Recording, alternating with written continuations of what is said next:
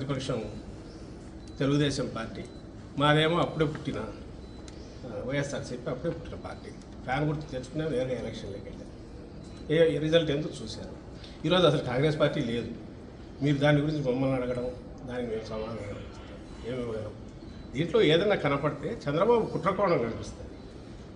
ఆ రోజు నుంచి రాజశేఖర రెడ్డి గారి మరణం మీదే డౌట్స్ ఉన్నాయి కాంగ్రెస్ దానికి సంబంధించి.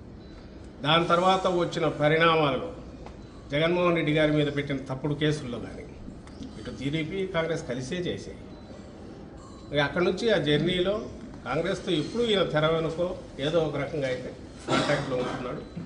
ఇప్పుడు కొత్తగా దానికి మళ్ళీ ఇంత జీవం పోసి జగన్మోహన్ రెడ్డి గారి మీద దుమ్ము ఎత్తిపోయించడం ఎట్లా, లేదా ఏదైనా ఓటు ఏదైనా ఉంటే కొంచెం లాగ్గలమా అనే ఒక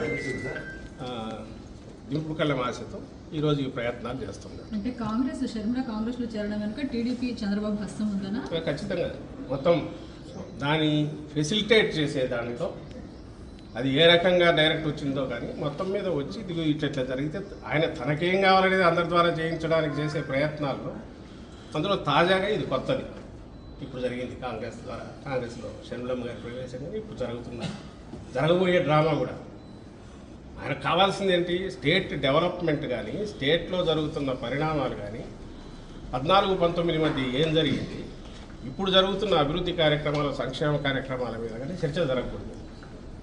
ఆ పేరు మీద ఆ అజెండాతో జనంలోకి వెళితే ఆయనకు మైనస్ మార్కులే వస్తాయి. ఎందుకంటే జగన్మోహన్ రెడ్డి గారు మేనిఫెస్టోలో చెప్పినవన్నీ చెప్పనివి కూడా పాజిటివ్ చాలా అమలు చేశారు, ప్రూవ్ చేసుకున్నారు. ప్రజల బ్లెస్సింగ్స్ ఉన్నప్పుడు ఇష్యూస్ డైవర్ట్ చేయాలంటే ఆయనకు ఎప్పుడు సంచలనాత్మకమైనవి, సంబంధం లేనివి, ప్రజలకు సంబంధం లేనివి ఎప్పటికప్పుడు ఏదో ఒకటి ఉండాలి. అవి అందులో క్రియేట్ చేయడంలో భాగంగానే ఇవన్నీ చేస్తూ వచ్చారు. ఇప్పుడు అందులో తాజాగా ఏం జరిగింది, బ్రదర్ అనిల్తో బీటెక్ రవి ఇవన్నీ యాదృచ్ఛికమని మేము అనుకోవట్లా. ఎందుకంటే ఇదే బ్రదర్ అనిల్ను ఇంతకుముందు ఎంత దుమ్మెత్తిపోసేవాళ్ళు అందరూ తెలుసు. క్రిస్టియన్ ఓట్ల కోసం గాలం వేస్తున్నారని, బ్రదర్ అనిల్ వస్తున్నాడని ఆయన ఒక దీని కింద చూపేవారు. మరి నిన్న చాలా మర్యాదపూర్వకంగా ఈయన పోయి ఎయిర్పోర్ట్లో కలిశారు.